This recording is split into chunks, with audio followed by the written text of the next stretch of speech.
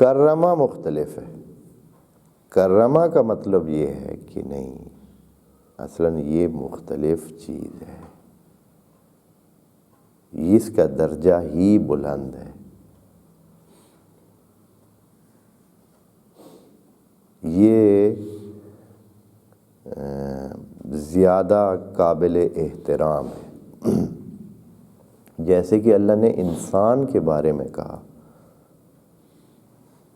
انسان کے بارے میں اللہ نے کہا وَلَقَدْ كَرَّمْنَا بنی آدم، ہم نے بنی آدم کو کرامت دی، یعنی سب کو کرامت دی.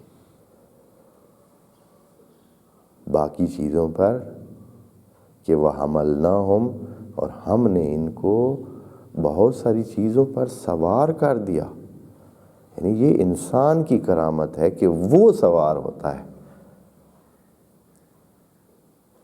جنگل کا شیر چاہے وہ جنگل کا بادشاہ ہے، لیکن یہ نہیں کہہ سکتے بھائی ادھر آؤ بھائی اونٹ مجھے یہاں سے وہاں لے جاؤ. نہیں بھائی، خود ہی جاؤ،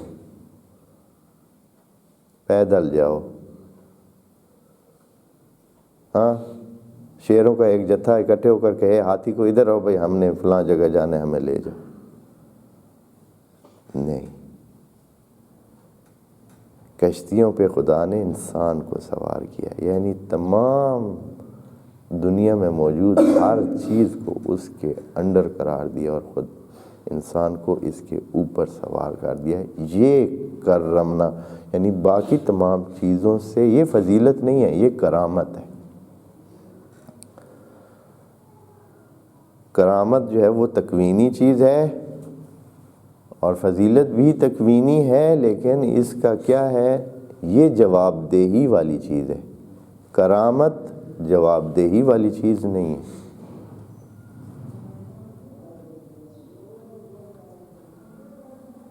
فضیلت کا مطلب ہوتا ہے کہ جو بھی فضیلت آپ کو اللہ نے دی ہے اس کا آپ نے جواب دینا ہے. جو بھی فضیلت آپ کو حاصل ہے، اگر کسی کو عقل کی فضیلت حاصل ہے تو عقل کا جواب دینا ہے. اگر کسی کو وسائل کی فضیلت حاصل ہے تو اس کا جواب دینا ہے. اگر کسی کو جسمانی طاقت کی فضیلت حاصل ہے تو اس کا جواب دینا ہے. اگر کسی کو اور کوئی فضیلت حاصل ہے تو اس کا جواب اس نے دینا ہے کہ اس نے وہ فضیلت جو اللہ نے دی تھی، وہ جو فضل اللہ نے کیا تھا، اس کا اس نے کیا کیا ہے. بس یہ نہیں کہ فضل کی وجہ سے کسی کو کوئی برتری حاصل ہوتی ہے. فضل بمعنی برتری نہیں ہے. فضل بمعنی برتری نہیں ہے. بنی اسرائیل کو اس لیے اللہ نے فرمایا ہے یا بنی اسرائیل اذکروا نعمتی التی انعمت علیکم وانی فضلتکم علی العالمین. آپ کو ایک جواب دہی کے لیے ایک نعمت سے نوازا گیا ہے.